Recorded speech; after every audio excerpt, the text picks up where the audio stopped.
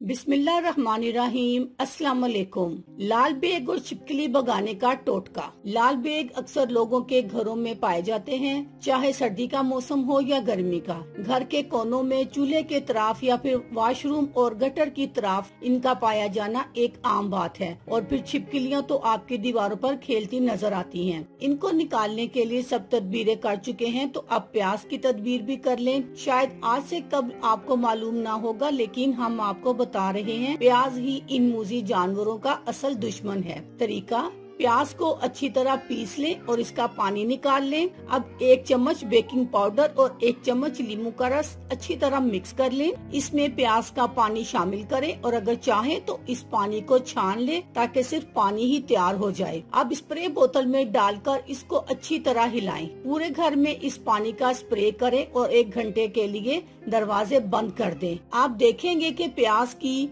बदबू से ही ढेरों लाल बेग मर चुके हैं और छिपकलियों का भी दम घुट रहा होगा। अल्लाह हाफिज।